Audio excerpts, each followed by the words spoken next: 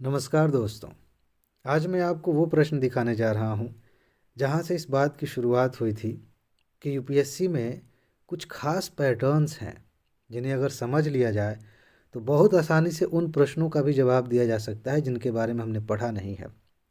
और वो प्रश्न थे इसी टाइप के, देखने में ऐसे लगते हैं। और ये प्रश्न दो विषयों में सबसे ज़्यादा पूछे जाते हैं, एक है इन्वायरमेंट और दूसरा है साइंस एंड टेक।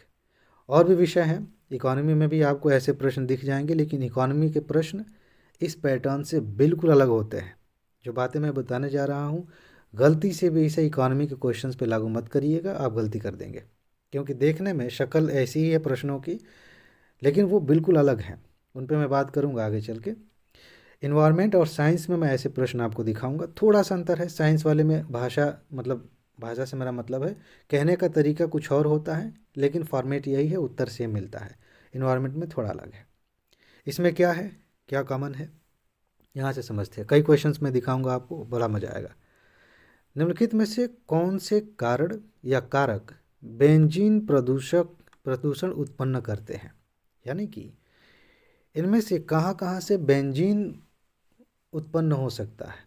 खतरनाक प्रदूषक है, इसका असर पड़ता है भयानक शरीर पे।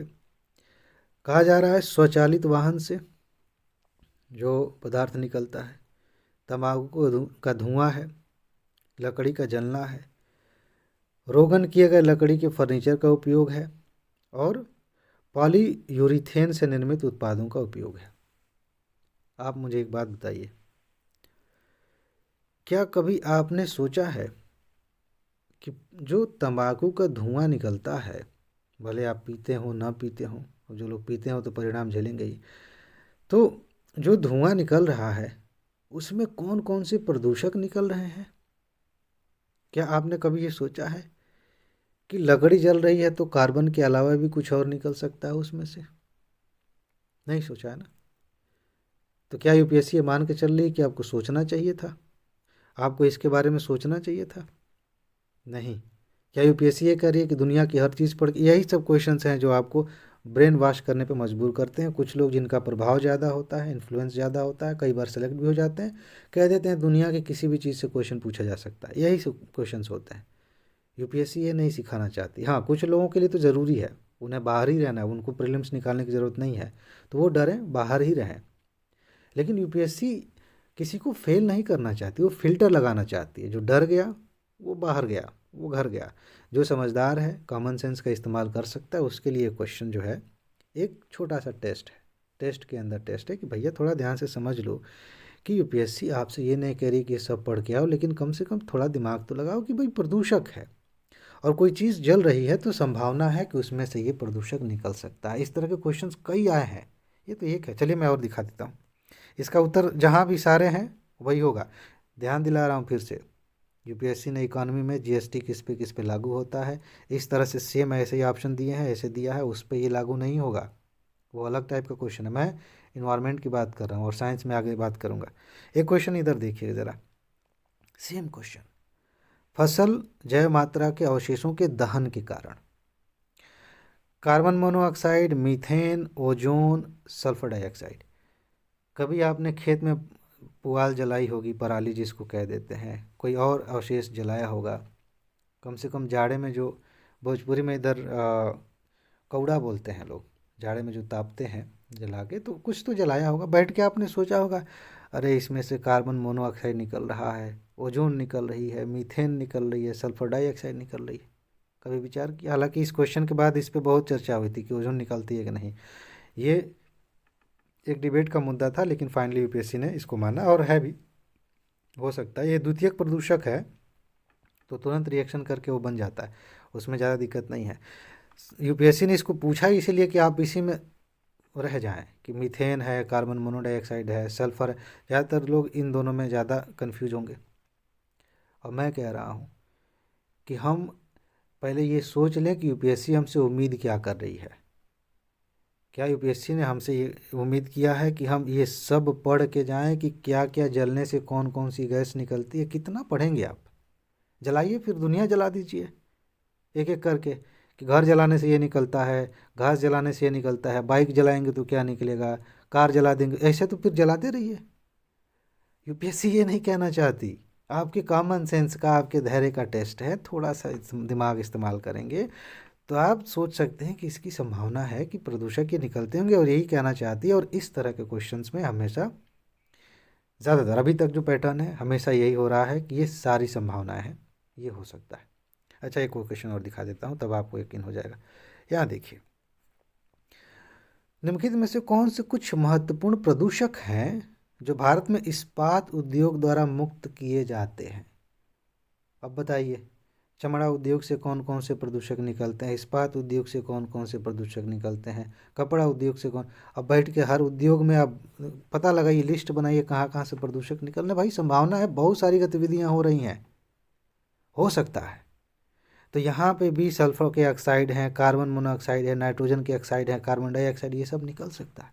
इस पर बैठ के सल्फर के ऑक्साइड याद नहीं करना हो, याद कर भी नहीं पाएंगे, आप पढ़ के नहीं गए हैं। ये वाला क्वेश्चन जिस साल पूछा गया था, 99% लोग ये पढ़ के नहीं गए होंगे। कोई ये सोच के नहीं गया होगा कि यूपीएससी कहेगा इस्पात उद्योग से निकलने वाले प्रदूषक के नाम बताओ, कोई पढ़ के गया होगा। लेकिन यूपीएससी इतनी तो समझदार है कि छंटनी कर सकती है इसके आधार पे। ज़्यादातर लोग इसको, जिनको पैटर्न नहीं समझ में आ रहा, इस पर विचार करेंगे, कुछ ना कुछ तिकड़मबाजी करेंगे, और या तो छोड़ेंगे या फिर गलती करेंगे। हाँ, तुक्का मार दी बिना सोचे समझे तो भी हो सकता है, लेकिन मैं कह रहा हूँ, जब मैं इतने सबूत दिखा रहा हूँ बार बार कि भाई ऐसा एक पैटर्न है और ऐसी संभावना भी, ऐसा नहीं है कि इसका कोई आधार नहीं है।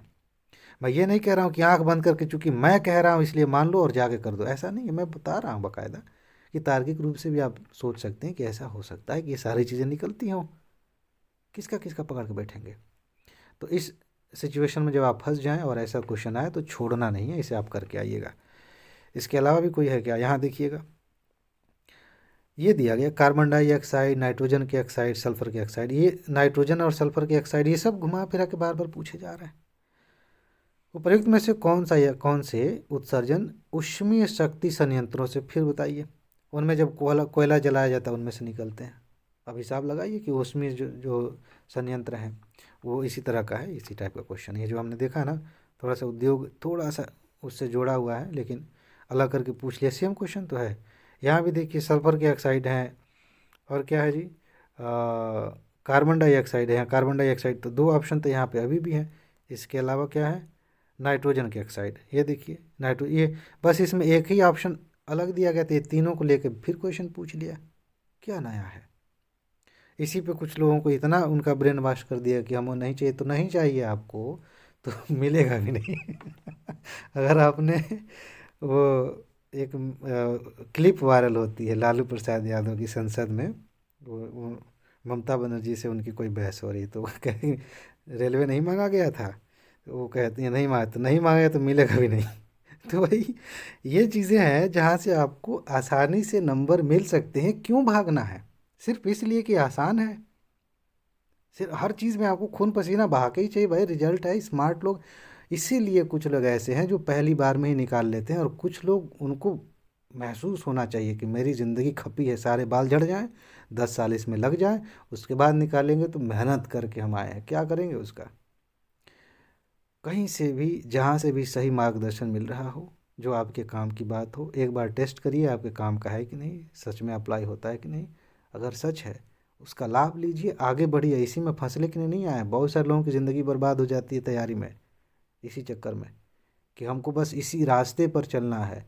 नहीं चलना है। मैं आज जो बात बता रहा हूँ, अगर कल कल कोई गलत साबित कर दे कि ये गलत बातें हैं, ऐसे सिलेक्शन नहीं होगा, इससे लाभ नहीं मिलेगा, इससे एक प्रश्न भी सही नहीं होगा, तुरंत आप छोड़ दीजिए। कोई ज़रूरत नहीं है मेरी बात मानने की। लेकिन इसका अगर लाभ मिल रहा है तो ईमानदारी से इसका लाभ लीजिए। और जहाँ तक लाभ की बात है, तो सबसे ज़बरदस्त लाभ यही है कि अभी टॉप 300 की मैं 4 सालों से आपको सबूत दिखा रहा हूँ, 5वां साल चल रहा है, अभी 26 का एग्ज़ाम होगा, फिर सबूत दिखाऊंगा। टॉप 300 की सीरीज़ चलती है, नोट ले लीजिए, जल्दी से तैयार कर लीजिए। व्हाट्सएप नंबर है, इस पर मैसेज करके जानकारी लीजिए, नोट लीजिए। हिंदी इंग्लिश दोनों भाषाओं में नोट दी जा रही है। साथ ही साथ आप ऐप से भी ले सकते हैं, डिस्क्रिप्शन में लिंक है, स्टडी विद मास्टर ऐप का नाम है। तो बस इसमें इतना ही है। अपना ख्याल रखिए, खुश रहिए, मस्त रहिए, मुस्कुराते रहिए, जल्दी से सफल होइए और ज़िंदगी को एंजॉय कीजिए। आगे मिलते हैं। नमस्कार।